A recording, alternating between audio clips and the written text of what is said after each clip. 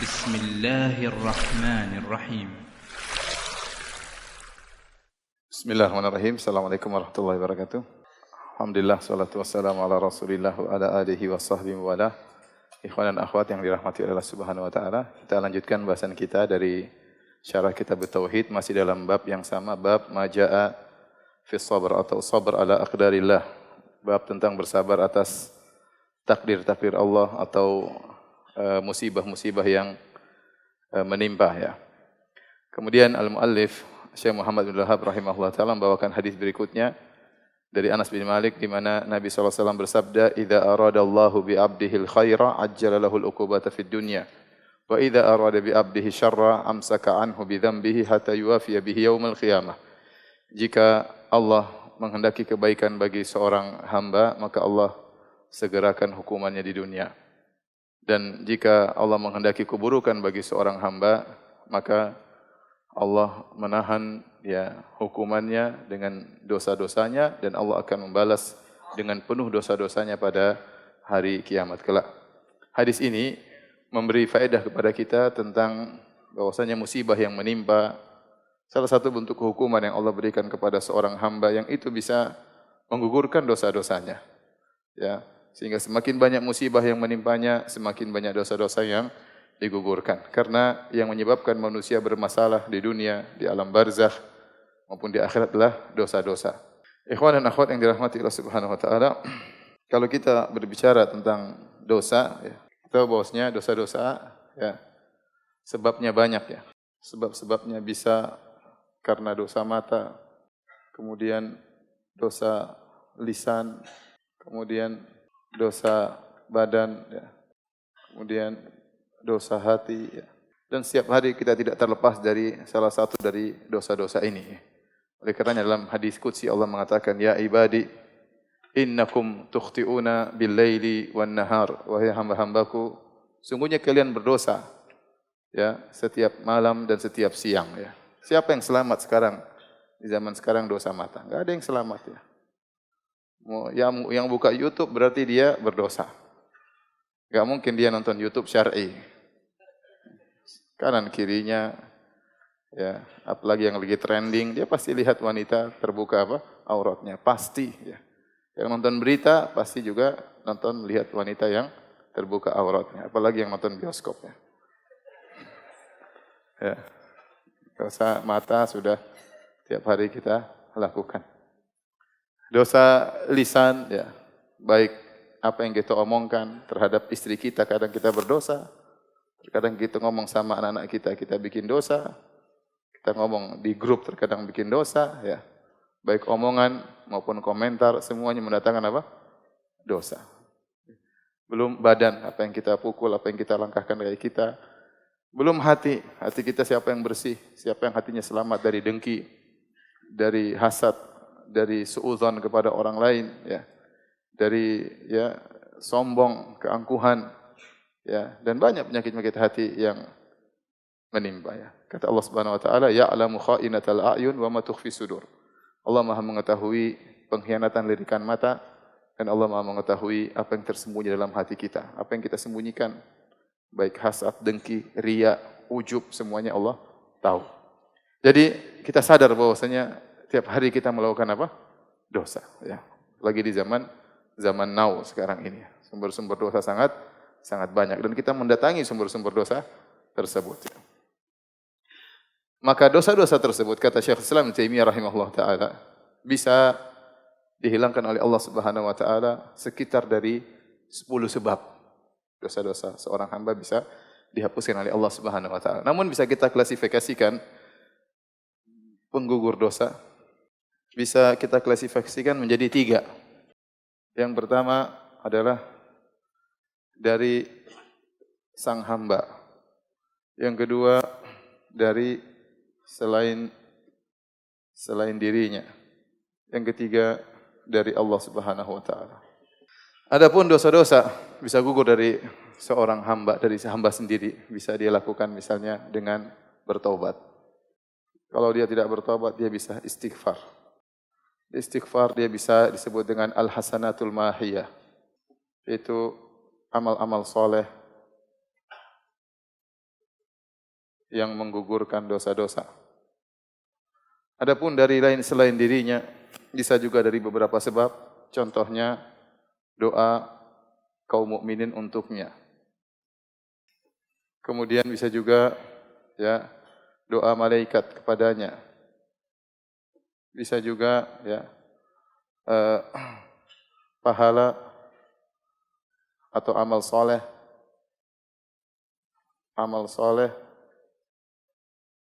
yang dikerjakan orang lain untuknya. Kemudian dari Allah Subhanahu wa taala bisa kita bagi juga ya menjadi beberapa ya klasifikasi seperti ya di dunia contohnya adalah musibah-musibah. Di alam barzakh seperti dhammatul qabr, himpitan di alam barzakh. Dan bisa juga azab kubur. Kemudian di akhirat seperti ahwal yaumal qiyamah. Dahsyatnya hari kiamat, kata para ulama, ini mengurangi dosa-dosa. Dan bisa jadi di atas sirat, ya, siksaan di atas sirat. Ya, kemudian di antaranya, ya, yang paling spesial adalah ampunan Allah tanpa sebab apapun, kecuali rahmat Allah. Ini di antaranya juga adalah syafaat Nabi sallallahu alaihi wasallam. Baik. Inilah kira-kira hal-hal yang bisa menggugurkan dosa-dosa seorang hamba. Kita perinci satu demi satu ya. Seorang hamba dosa-dosanya bisa diampuni. Dosa-dosa ini masalah ya. Karena dosa-dosa kata para ulama, labbud an yu'athir, pasti memberi pengaruh kepada hati, kepada diri seseorang. Paling tidak akan menimbulkan iswidadul qalb, hati menjadi hitam. Ya. Bukankah setiap orang melakukan dosa, maka kata Nabi, nukitat fi qalbihi nuktatun sauda, maka dibuat titik hitam di hatinya. Dan kalau seorangnya lalu melakukan dosa, maka hatinya ya diisi dengan titik hitam, maka dia semakin susah untuk khusyuk. Dia semakin malas untuk beramal soleh, timbul kemalasan luar biasa. Ya, kemudian timbul dia pelit, kemudian macam-macam timbul. Ya, karena keburukan akan mendatangkan keburukan yang lainnya. Falamma zagu azagallahu qulubahum. Tatkala mereka menyimpang, Allah simpangkan hati mereka. Jika hati seorang hamba ya semakin menghitam, maka dia semakin susah untuk beribadah kepada Allah dengan baik.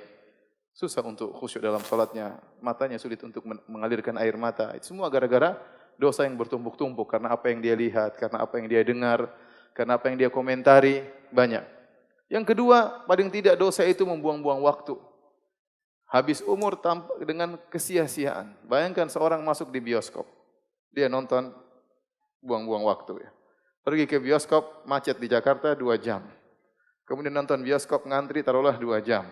Keluar lagi 1 jam. Total berapa jam? 5 jam ya.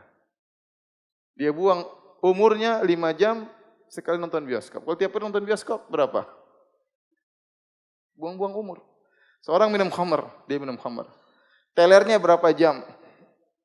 Kemudian tidurnya berapa jam? Bangun masih kepala pusing, masih teler. Berapa waktu yang sudah dia habiskan untuk maksiat? Waktu dia buang-buang begitu saja. Dan ini adalah penderitaan nanti pada hari kiamat kelak. Maka dosa ini pasti memberi pengaruh. Maka seorang berusaha untuk menggugurkan dosa-dosanya. Di antaranya dengan beberapa sebab yang mungkin bisa menggugurkan dosa-dosa. Yang pertama, dia bertobat kepada Allah Subhanahu wa taala. Bertobat. Ya, kita tahu bahwasanya kalau seorang bertobat, maka Allah terima taubatnya, ya. Qul ya ibadiyalladzina asrafu ala anfusihim la taqnatu min rahmatillah innallaha yaghfiru dzunuba jami'an innahu huwal ghafurur rahim. Kata Allah Subhanahu wa taala, katakanlah, ya, wahai hamba-hambaku yang tenggelam berlebih-lebihan dalam bermaksiat, janganlah kalian putus asa dari rahmat Allah. Sungguhnya Allah mengampuni seluruh dosa, sungguhnya Allah Maha Pengampun lagi Maha Penyayang. Ini ayat yang sangat memberi harapan kepada para pelaku maksiat. Alam ya'lamu annallaha yaqbalu taubatan ibadih. Tidakkah mereka tahu bahwasanya Allah menerima taubat dari hamba-hambanya? Dan di antara nama Allah adalah At-Tawwab, yang Maha menerima taubat. Kalau seorang enggan bertaubat, maka dia berdoa kepada Allah Subhanahu wa taala, Rabbi ghfirli wa tub alayya. Innaka antat tawwabur rahim. Ya Allah, ampunilah aku dan anugerahkanlah kepadaku taubat. Karena ada seorang dia tidak bisa bertobat. Dia mau bertobat masih masih ditawan oleh maksiat hawa nafsu yang dia lakukan, sehingga dia tidak bisa bertobat, ya. Sehingga dia tidak bisa bertobat dengan berbagai macam alasan yang dia ungkapkan sehingga dia belum mau bertobat. Maka diminta kepada Allah agar menganugerahkan taubat kepadanya. Di antara doanya, wa tub alayya. Ya Allah, terimalah taubatku, atau ya Allah, anugerahkanlah kepadaku untuk bisa bertobat. Kalau orang bertobat, dia ampuni dosa-dosanya. Istighfar, orang beristighfar juga dia ampuni dosa-dosanya. Ya, apa bedanya istighfar dengan taubat? Sudah pernah kita bahas, istighfar tidak melazimkan taubat. Bisa jadi orang masih terus bermaksiat dan dia istighfar, tapi dia bermaksiat lagi dan dia istighfar. Kalau taubat, dia tinggalkan maksiat tersebut. Dia tinggalkan maksiat tersebut. Dan kita yakin kalau seorang sudah bertaubat, maka Allah pasti menerima taubatnya. Jadi masalah apakah seorang memenuhi persyaratan taubat? Yang kata para ulama, persyaratan taubat di antaranya apa? Meninggalkan maksiat tersebut, kemudian menyesali, nadam, bertekad tidak mengulangi. Saat kita meninggalkan, ya mungkin kita bertobat, tapi kita menyesali. Penyesalan kita benar-benar penyesalan, ataukah menyesal tidak sungguh-sungguh menyesal, ataukah dalam benak kita mau ulangi lagi, ya repot. Allah Maha tahu. Tapi kalau seandainya seorang memenuhi persyaratan ini, insya Allah diterima taubatnya. Ya. Makanya Ibnu Qayyim mengatakan, tidak boleh seorang meyakini dia pasti diterima taubatnya, karena suatu yang gaib. Dia enggak tahu. Dia hanya bisa husnudzon kepada Allah, Allah akan menerima taubatnya. Tetapi dia memastikan saya pasti diterima taubatnya, enggak ada yang tahu. Kenapa? Karena dia tidak bisa pastikan dia memenuhi persyaratan taubat. Enggak ada yang tahu. Ini perkara yang gaib. Yang tahu hanya Allah Subhanahu wa taala. Ya. Baik. Dia bertobat, dia beristighfar. Kalau dia bisa melakukan amalan-amalan yang bisa menghapuskan dosa-dosanya disebut al-hasanat al-mahiyah. Ya. Amalan kebajikan yang bisa menghapuskan dosa-dosa ini juga penting. Seperti kata Nabi sallallahu alaihi wasallam, ya, as-salawatul khams wa ramadan ila ramadan wal jumu'ah ila al-jum'ah. Ya. Mukaffaratun lima bainahunna ijtsunibal kaba'ir. Salat 5 waktu antara salat satu dengan yang lainnya, antara Jumat yang satu dengan Jumat yang lainnya, antara Ramadan yang satu dengan Ramadan yang lainnya akan menghapuskan dosa-dosa di antara keduanya jika dijauhi dosa-dosa besar. Maka orang melakukan amalan-amalan kebajikan, amalan kebajikan tersebut bisa saja menghapuskan dosa-dosa yang dia lakukan. Ini sangat penting. Dan banyak hadis-hadis menunjukkan amal-amal soleh bisa menghapuskan dosa-dosa. Ya. Makanya Allah mengatakan, Innal hasanati yudhibna sayyi'at. Sungguhnya kebaikan-kebaikan akan menghilangkan dosa-dosa. Kata Allah, wa aqimis salata tarafayn nahari wa zulafam minal lail. Innal hasanati yudhibna sayyi'at. Dirikanlah salat ya di pagi hari, petang hari dan di malam hari, sungguhnya kebaikan-kebaikan akan menghapuskan dosa-dosa. Al-umrah ilal umrah kafaratu lima bainahum. Antara umrah yang satu dan umrah yang lain akan menghapuskan dosa-dosa di antara keduanya. Ya, Ramadan satu dan Ramadan yang lain akan menghapuskan dosa-dosa di antara keduanya, ya. Man shoma Ramadanan imanan wa ihtisaban ghufira lahu ma taqaddama min dzambi. Barang siapa yang berpuasa dengan penuh keimanan dan penuh berharap akan diampuni dosa-dosa sebelumnya. Nah, kaidah di sini semakin banyak kebajikan yang kita lakukan, maka dia akan melebur dosa-dosa yang kita lakukan. Ya. Makanya kata Nabi SAW, wa atbi'is sayyi'atal hasanata tamhuha. Kalau kau melakukan maksiat, segera lakukan kebajikan-kebajikan. Niscaya kebajikan tersebut akan menghapuskan dosa yang kau lakukan. Ya. Kita punya kaidah, kata sebagian ulama, dosa-dosa itu ibarat najis dan amal soleh ibarat air yang menghilangkan najis tersebut. Kalau air begitu banyak, maka najis-najis yang kecil langsung hilang. Langsung hilang. Idza balagal ma'u kullataini lam yahmilil khabath. Kalau air sudah mencapai 2 kullah, sudah sangat banyak, maka ada najis-najis kecil tidak berpengaruh. Maka seorang dalam kehidupan dunia berusaha melakukan kebajikan yang banyak, berbakti kepada orang tua, salat malam, baca Quran, sedekah. Sehingga kalau dia melakukan maksiat kecil-kecil, Allah tidak anggap. Kenapa? Karena dia punya lautan apa? Kebajikan. Ya. Mumpung kita masih hidup, masih bisa kita beramal soleh. Ya. Masih bisa kita berzikir, masih bisa baca Al-Quran, masih bisa kita sholat malam, masih bisa berbakti kepada orang tua.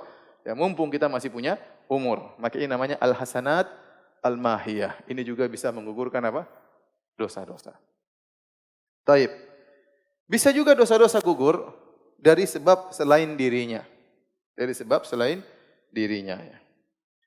Di antaranya doa kaum mukminin untuknya. Seperti sholat janazah. Seperti apa sholat?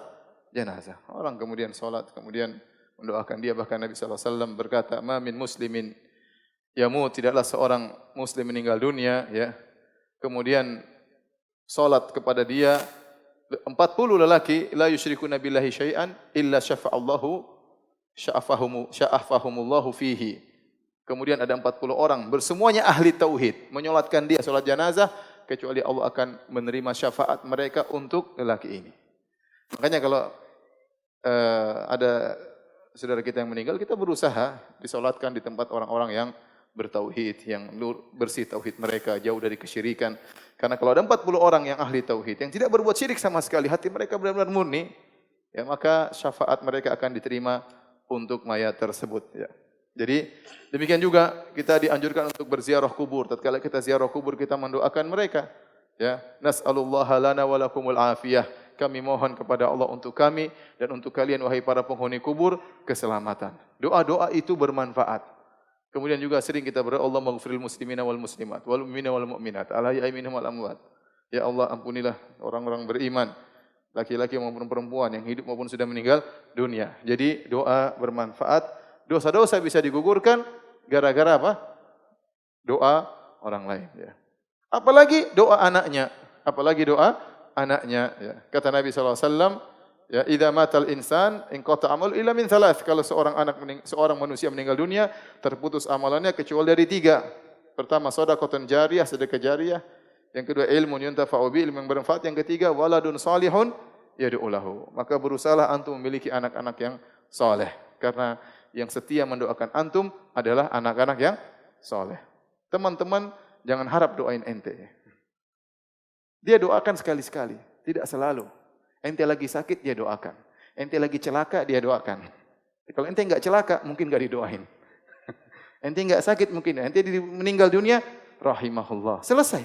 Semoga Allah merahmati dia, dia salat selesai. Tapi yang setia doain tiap salat 5 waktu siapa? Anak-anak.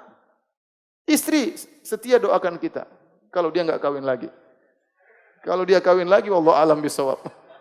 Ternyata suami barunya lebih soleh daripada antum, ya.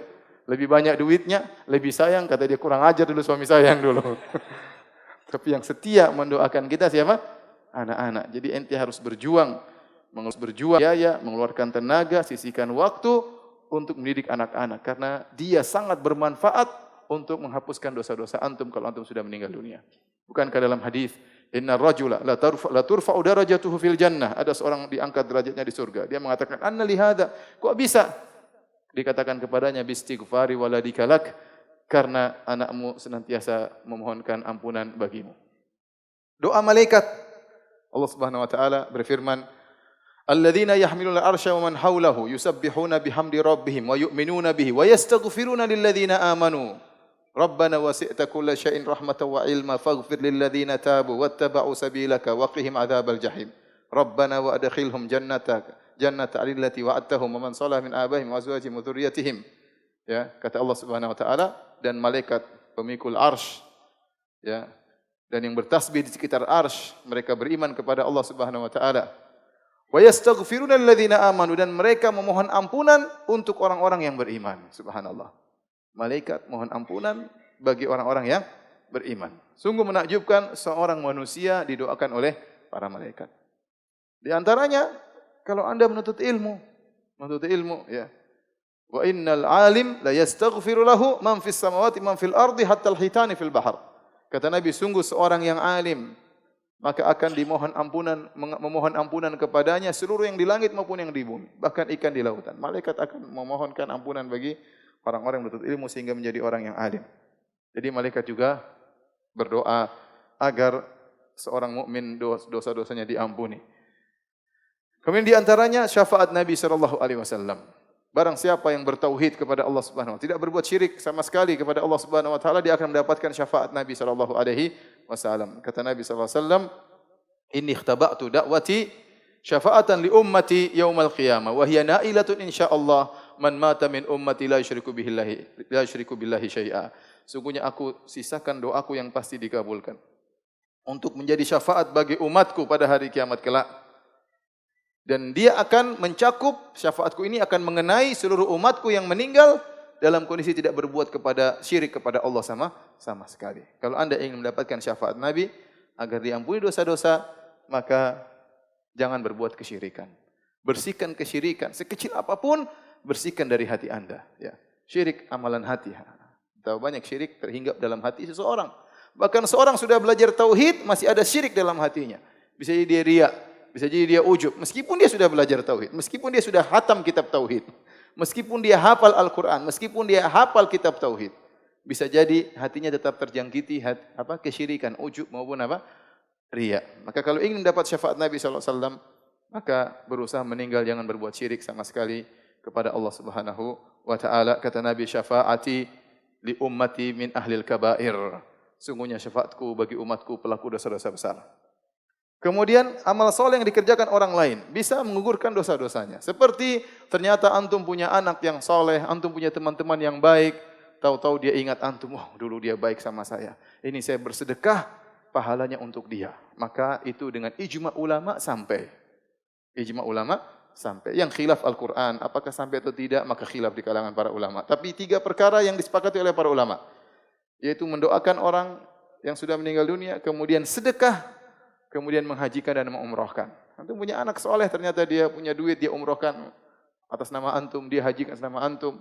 Atau kemudian dia bangun masjid, pahalanya untuk antum. Ya, ini luar biasa. Ya. Atau orang lain, enggak mesti anak antum, siapapun. Kalau berbuat baik, kemudian pahalanya untuk antum, maka berpahala di sisi Allah Subhanahu wa taala. Saya masih ingat ada seorang pendeta yang masuk Islam gara-gara membaca tulisan Syekh Abdul Razak hafizahullah taala. Kemudian dia tulis surat kepada Syekh Abdul Razak. Surat tersebut kemudian saya terjemahkan bahasa Arab dari pedalaman Kalimantan. Kemudian saya kirim ke Syekh dan tulisan tersebut sekarang sudah dicetak dalam bahasa Arab, ya. Begitu sampai di salah seorang donatur di Madinah, ya, maka dia pun menghajikan pendeta ini yang meninggal, mungkin belum umroh juga, apalagi haji. Tapi dia bilang ini pendeta meninggal dunia, belum sempat banyak beramal soleh, maka dia pun menghajikan untuk pendeta tersebut. Bukan bapaknya, bukan anaknya, bukan kawannya, bukan siapa-siapa. Tiba-tiba ada orang di Madinah, orang kaya raya, ya, yang punya hotel sofa. Antum pernah tidur di situ? Miskin ente, enggak pernah tidur di situ. Kemudian dia hajikan pendeta tersebut yang meninggal dunia. Subhanallah. Saya dikabarkan langsung oleh Syekh Abdul Razak hafizahullah taala. Bayangkan, bukan siapa-siapanya, tapi Allah membukakan hatinya untuk menghajikan dia. Itu berkehendak, terserah Allah Subhanahu wa taala. Hal-hal ini bisa menggugurkan dosa-dosa orang meskipun yang lakukan orang lain. Kemudian ada penggugur dosa yang murni dari Allah Subhanahu wa taala. Ya. Di antaranya di dunia adalah musibah. Ini yang mau kita bahas, ya. Kita tunda dulu, ya.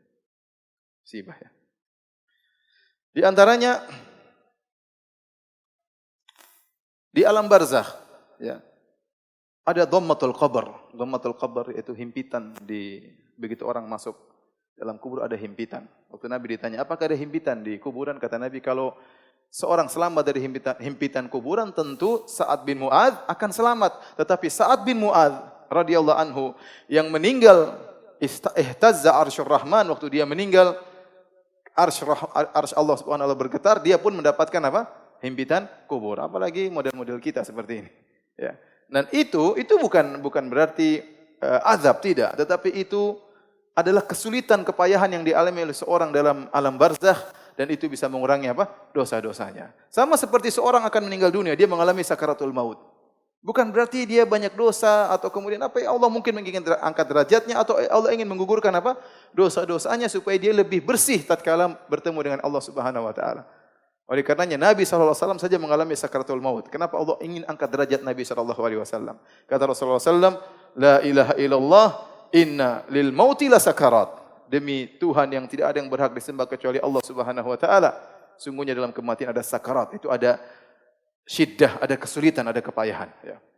Kemudian bisa jadi Allah mengurangi dosa-dosa orang dengan azab kubur. Kata sebagian ulama, ada azab kubur, dosa yang dilakukan oleh seorang cuma diadab di kuburan. Setelah diadab di kuburan selesai. Di hari kiamat tidak akan diadab. Ada yang dosa diadab di kuburan dan dilanjutkan di mana?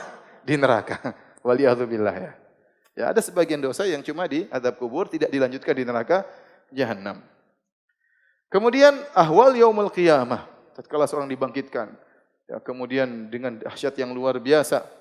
Maka sebagian ulama berpendapat hal itu juga mengurangi dosa-dosa.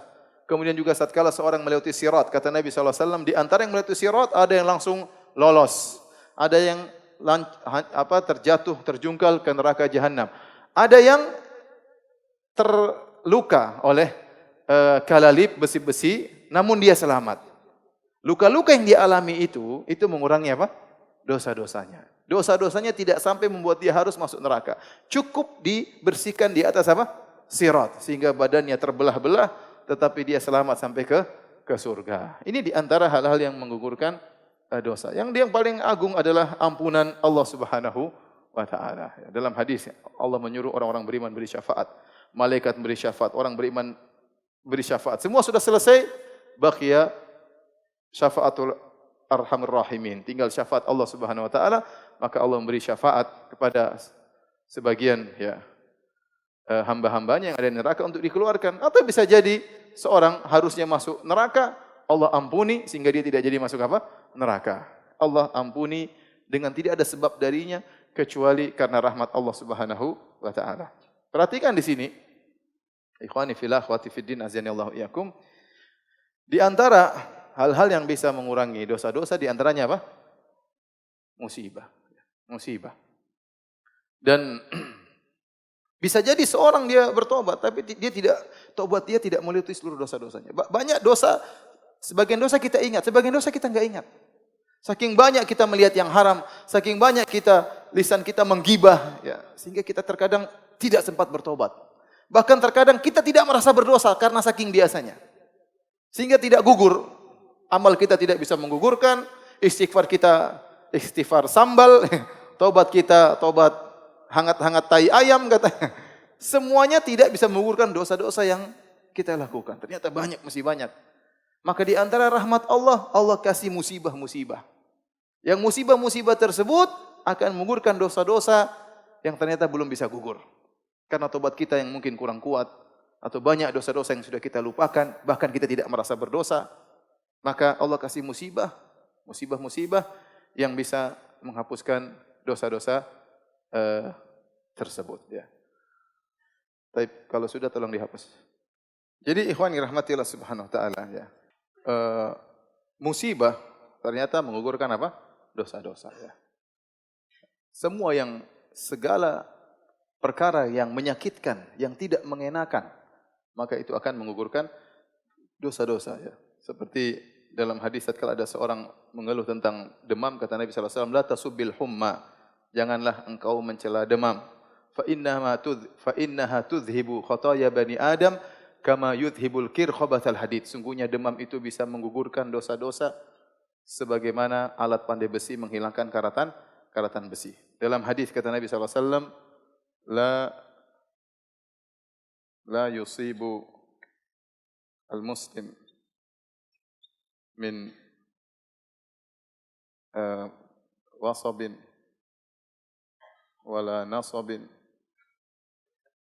wala hammin wala hazanin wala ghammin wala adhan hatta syauka yushakuha illa kaffarallahu bihi khatayahu. Jadi kata Nabi SAW dalam hadisnya, tidaklah menimpa muslim, tidaklah menimpa muslim, apakah ya sakit satu, atau letih dua, ya. Atau ham. Ham ini kekhawatiran tentang masa depan, tentang hari kemudian. Berapa ini? 3. Wala hazanin. Hazan adalah kesedihan tentang masa lalu. Berapa? 4. Wala ghammin. Ghammin itu kegelisahan hati. Berapa ini? 5. Wala adzan. Adzan gangguan orang lain. Diteror, digoda. Gangguan apa? Orang lain. Dikata-katain, digibahin, difitnah. Ya, ini keberapa? 6. Sampai duri yang mengenainya. Kecuali Allah akan menghapuskan dosa-dosanya. Ini contoh beberapa bentuk-bentuk musibah yang dialami oleh seorang. Di antara bentuk Allah menghendaki kebaikan baginya. Ya. Kata Nabi SAW dalam hadis yang lain, Man yuridillahu bihi khairan yusib minhu. Barang siapa yang Allah ingin kebaikan baginya, Allah kenakan musibah baginya. Allah kenakan musibah baginya. Ya. Ya, makanya orang yang paling banyak musibahnya orang-orang soleh, para anbiya dan yang lainnya.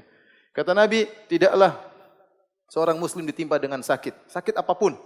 Pilek, ya. Kemudian panas, ya. Kemudian apalagi penyakit-penyakit yang besar. Penyakit-penyakit yang besar. Oleh karena kita dapati sebagian ulama terkena penyakit yang keras. Seperti sebagian ulama terkena penyakit kanker di masa tuanya. Ya, tidak lain untuk benar-benar menghapuskan apa? Dosa-dosanya. Nabi SAW terkena penyakit, ya, diracun pada tahun 7 Hijriah, kemudian baru terasa tahun 11 Hijriah. Ya, dan itu selalu sesekali menyerang Nabi SAW sampai puncaknya sebelum beliau meninggal dunia. Ya. Seperti banyak, ya. Hasan bin Ali radhiyallahu anhu diracuni dan banyak, ya, para sahabat yang sakit bahkan terkena kecelakaan dan yang lainnya. Kemudian nasab, bahkan keletihan. Letih dalam bekerja, letih dalam berusaha, letih mengurus anak istri, ya, letih dalam mengurus sesuatu, semua keletihan, keringat yang keluar, kepayahan, keletihan, capek mikir, semuanya maka mengurangi apa? Dosa-dosa.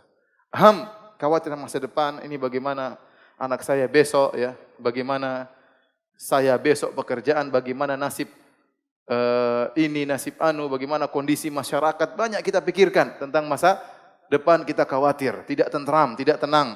Itu namanya ham. Dan itu juga mengurangi apa? Dosa-dosa.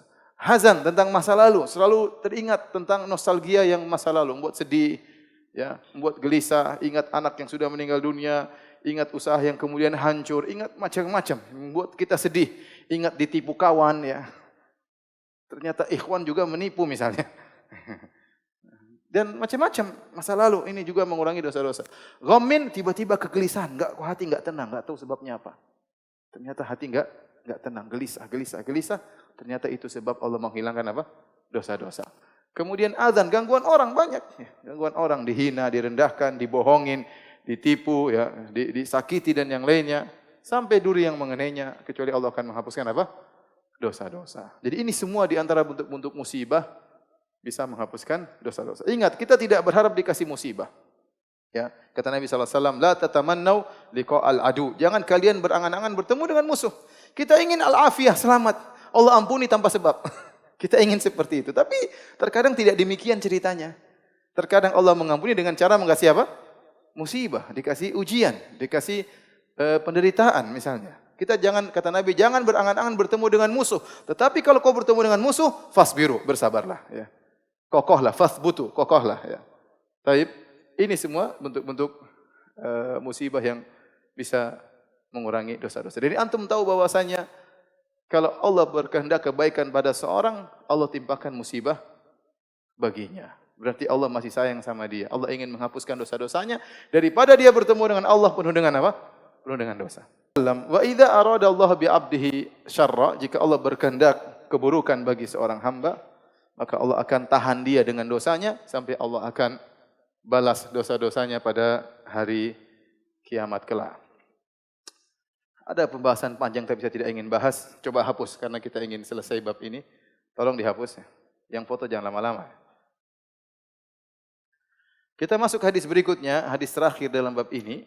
Kata Nabi SAW, inna idhamal jazai ma'a idhamil bala. Sungguhnya besarnya balasan sesuai dengan besarnya ujian. Wa inna allaha idha ahabba qawman ibtalahum. Sungguhnya kalau Allah mencintai suatu kaum, Allah menguji mereka. Faman radhiya falahu ridha. Barang siapa yang ridha dengan ujian tersebut, maka dia akan peroleh keridhaan Allah Subhanahu wa taala.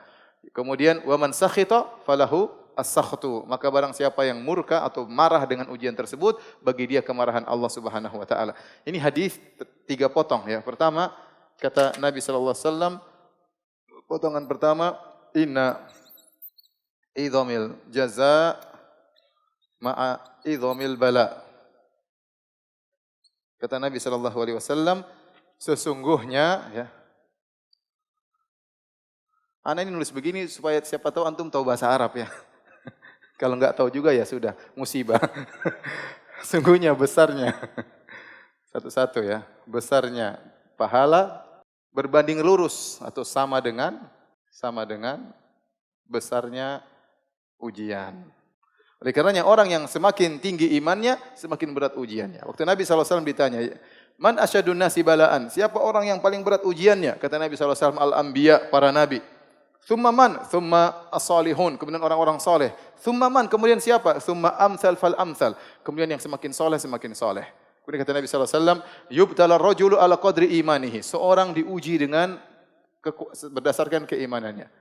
In kana fi imanihi salabatun zida fi balaihi. Kalau ternyata diuji imannya kokoh, Allah tambah ujiannya. In kana fi imanihi riqatun khufifa anhu. Kalau ternyata imannya lemah, Allah kurangi ujiannya. Iya, kata orang semakin pohon terbang, semakin pohon tinggi, semakin diterpa dengan angin yang semakin besar ya. Maka kalau Anda beriman, maka siap-siap untuk diuji. Tidak mungkin Anda enggak diuji, pasti diuji ya. Pasti diuji. Nah, apakah musibah itu sendiri merupakan pahala? Ya, timbul pertanyaan. Ya, apakah musibah itu secara zatnya merupakan pahala atau penggugur dosa? Artinya kalau orang terkena musibah pasti dapat pahala. Orang terkena musibah pasti digugur dosa-dosanya. Apakah demikian? Maka Ibn Taimiyah rahimahullah ta'ala dalam Majmu' Fatawa jilid 10 dikokohkan oleh Ibnu Qayyim dalam kitabnya Miftah Daris Sa'adah jilid 1. Mereka menjelaskan bahwasanya musibah itu ada 2 ya. Jawabannya musibah ada 2. Yang pertama musibah yang timbul karena amal soleh seorang hamba. Yang kedua, musibah yang timbul bukan karena peran seorang hamba. Contoh Allah berfirman dalam surat At-Taubah, kata Allah Subhanahu wa taala, "Dzalika bi annahum la yusibuhum dhama'un wala nasabun wala makhmasatun fi sabilillah wala yata'una mautian yaghidul kuffar." Wala yanaluna min aduwin nailan illa kutiba lahum bihi amalun salih. Innallaha la yudhi'u ajral muhsinin. Wala yunfiquna nafaqatan saghiratan wala kabiratan. Wala yaqta'una wadiyan illa kutiba lahum. Kata Allah Subhanahu wa taala tentang orang-orang yang berjihad, hal itu dikarenakan tidaklah menimpa orang-orang yang berjihad dhamaun, rasa haus. Wala nasabun, rasa letih. Wala makhmasatun, rasa lapar. Haus, letih, lapar bukan keinginan para mujahidin. Tetapi itu konsekuensi dari mereka berjihad. Tatkala mereka keluar menuju musuh, mereka pasti kehausan. Mereka pasti kelaparan yang sangat parah. Dan mereka juga pasti letih. Wala yata'una mauti an yaghidul kufar. Ini baru yang mereka lakukan. Mereka kemudian mendatangi suatu tempat yang buat orang kafir marah. Ya. Wala yanaluna min aduwin nailan illa kutiba lahum. Ya.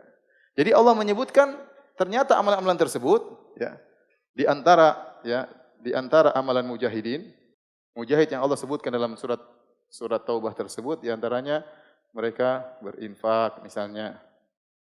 Di antaranya mereka berjalan melewati lembah-lembah, wala yaqta'una wadiyan. Melewati lembah-lembah. Di antaranya masuk ke medan pertempuran. Dan di antaranya yang mereka tidak sukai seperti apa? Haus, capek dan lapar. Nah, kata para ulama, ini haus, capek dan lapar, kata Syekh Islam Ibnu Taimiyah, ini musibah. Musibah ini muncul gara-gara mereka berjihad. Paham? Musibah ini muncul gara-gara mereka berjihad. Dan Allah menyatakan setelah menyebutkan tentang ini semua, illa kutiba lahum bihi amalun soleh. Maka semua yang mereka alami ini menjadi amal apa? Amal soleh. Sehingga laparnya berpahala, capeknya berpahala, hausnya berpahala. Paham? Ini musibah bukan mereka inginkan, tetapi timbul akibat amal soleh yang mereka apa? Lakukan. Maka zat musibah ini sendiri berpahala. Zat musibah ini berpahala. Contoh yang kedua, yang lain, model kedua. Misalnya apa? Sakit. Kemudian apa? Sakit ya. Terus apa? Cerai misalnya. Diomelin istri misalnya. Anak-anak nakal misalnya. Ini semua perkara yang menyakitkan hati. Semua ini perkara menyakitkan apa? Hati. Tetapi ini bukan peran seorang hamba sehingga terjadi musibah ini. Nah, apakah ini musibah? Apakah musibah ini berpahala secara zatnya? Yang benar tidak. Yang benar tidak. Seorang hanya dapat pahala dari ini kalau dia bersabar. Paham? Maka ada kemungkinan dua. Kemungkinan sabar, maka pahalanya pada sabarnya. Tidak bersabar, bahkan apa? Dosa. Musibah tersebut tidak menjadi pahala baginya. Dan ini pahalanya karena namanya seorang pahala itu apa yang dia lakukan. Enggak mungkin Allah tidak kasih pahala begitu saja, tapi harus ada sebab yang dia lakukan. Nah, Allah menciptakan musibah-musibah ini, maka tidak menjadi pahala secara sendirinya. Tetapi pahalanya ditinjau dari bagaimana sikap dia terhadap menghadapi apa? Musibah ini. Paham? Maka orang terkena musibah bukan berarti dosanya langsung diampuni. Enggak. Lihat bagaimana dia. Beda dengan musibah yang dia alami gara-gara dia beramal soleh. Contohnya, para sahabat yang berhijrah meninggalkan kota Mekah di tengah jalan, kemudian kepayahan, lampu kuning dihadang oleh orang kafir. Semua yang dia alami itu apa? Berpahala. Karena itu musibah timbul gara-gara amal soleh yang dia lakukan. Paham? Contohnya seorang berdakwah, kemudian sekali berdakwah, kemudian dia dilempari, kemudian dimaki-maki, dihina. Maka semua yang dia alami berpahala. Karena musibah itu muncul akibat dia beramal apa? Soleh. Paham? Bisa dibedakan ya? Nah, kalau ini tidak, sakit, pulang-pulang ketemu anak, pulang-pulang diomelin istri, pulang-pulang uang dicuri, ya. Ini semua tidak menjadi pahala secara otomatis. Tetapi menjadi pahala tatkala bagaimana sikap orang menghadapi apa? Musibah tersebut. Ente bisa paham tidak? Saya ragu-ragu ya. Paham tidak? Hah? Paham? Siapa yang bisa jelaskan? Baik, kita lanjutkan.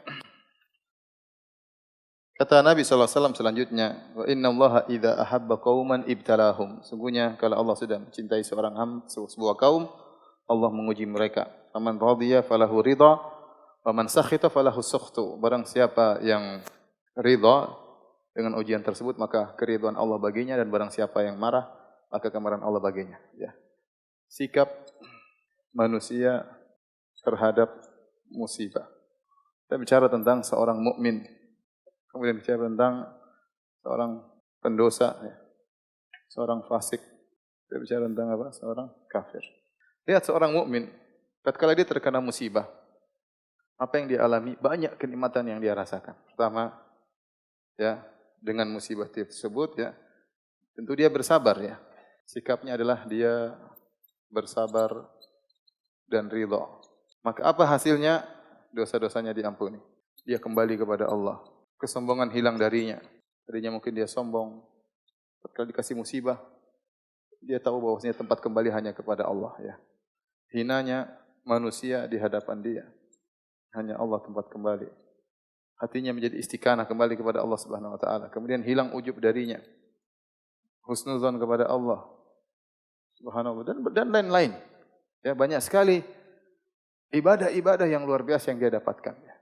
Banyak sekali ibadah yang dapat dia dapatkan. Makanya saya pernah sampaikan khilaf di antara para ulama tentang ini enggak ada kaitannya. Intinya banyak sekali ibadah-ibadah yang bisa dia dapatkan, dan ini maka kita semakin sadar bahwasanya innallaha idza ahabba qauman ibtalahum. Sungguhnya Allah kalau mencintai suatu kaum, Allah menguji mereka. Karena kalau mereka dikasih musibah akan muncul hal-hal ini, dan itu ibadah tersendiri yang sangat luar biasa yang tidak dirasakan oleh orang yang tidak terkena musibah. Yang tidak dirasakan oleh orang yang tidak terkena musibah. Seorang mungkin dikasih kenikmatan. Dia sholat malam terus. Dia diberi nikmat, alhamdulillah bersyukur. Tapi begitu kasih musibah, sholat malamnya lebih khusyuk. Itu udah pasti. Lebih khusyuk. Dia lebih kembali kepada Allah. Mungkin dia lebih bisa menangis kepada Allah Subhanahu wa taala. Yang mungkin tidak dia rasakan tatkala apa? Dia dalam kondisi nyaman dengan harta. Ya. Susah memang orang dikasih harta banyak terus sering nangis, susah memang. Biasanya yang sering nangis yang enggak punya duit. Yang dililit utang.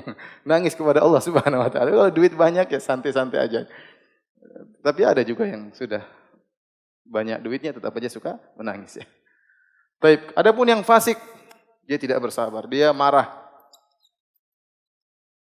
Marah. Lihat apa yang didapatkan. Terkadang dia berkata, kenapa saya harus diginikan oleh Allah? Kenapa saya harus diuji? Atau dia bercerita tentang kepada orang lain. Orang tersebut tidak berhak.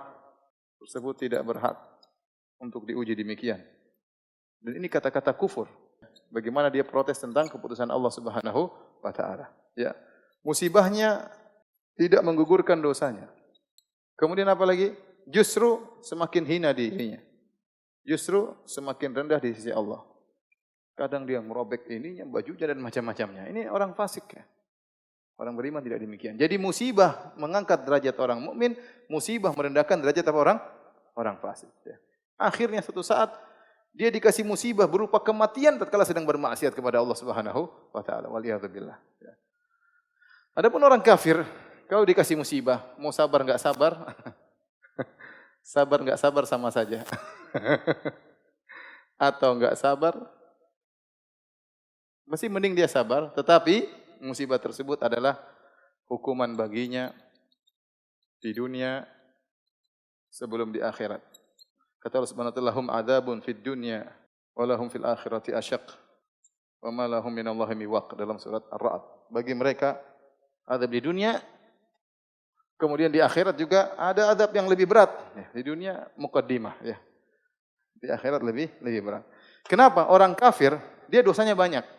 Dia syirik, dia berdosa. Semua kewajiban yang diwajibkan kepada kita, ingat, semua kewajiban yang diwajibkan kepada kita tidak dikerjakan oleh orang kafir, dia dihitung dosa bagi mereka. Makanya waktu ditanya kepada penghuni neraka jahanam, "Masalakakum fi saqar?" Apa yang buat kalian masuk neraka jahanam? Kata mereka, "Qalu lam nakum minal musallin." Kami dulu tidak salat. Padahal mereka memang kafir. Jadi orang kafir yang tidak salat, setiap dosa meninggalkan satu salat, mereka akan tanggung pada hari kiamat. Walam nakun nut'imul miskin. Kami dulu tidak beri makan kepada fakir miskin. Juga semua kewajiban yang diwajibkan kepada kita, kalau kita enggak kerjakan kita berdosa. Mereka jelas tidak kerjakan. Maka semua mereka tanggung apa? Dosa. Pertama ini paham. Yang kedua, semua keharaman yang mereka lakukan, minum khamar, zina, berdusta, syirik kepada Allah, kufur kepada Allah ya. Dan macam-macam kemaksiatan yang mereka lakukan, mereka habis-habiskan umur mereka untuk bermaksiat, semuanya dosa. Akan dibalas oleh pada hari kiamat. Waliyadzubillah ya. Ini di antara bentuk dosa-dosa yang harus mereka tanggung ya. Jadi kemudian seluruh kenikmatan yang mereka rasakan, makan, minum, badan gagah ya. Kemudian punya istri, punya anak, kenikmatan semuanya akan diminta pertanggungjawaban. Semuanya menjadi dosa bagi mereka. Ya, karena mereka tidak bersyukur kepada Allah Subhanahu wa taala. Tsumma latus'aluna yauma idzin 'anin na'im. Kemudian kalian semua akan ditanya tentang kenikmatan yang kalian rasakan, termasuk orang-orang kafir. Semua kenikmatan yang dia rasakan akan menjadi azab baginya. Makanya di dunia kalau dia dapat azab, maka itu cuma muqaddimah, paham? Di akhirat lebih parah. Kecuali kemudian dia mau mencari kebenaran, dapat hidayah, kemudian dia masuk Islam, maka semuanya akan berubah menjadi kebaikan. Allah ta'ala alam bisawab.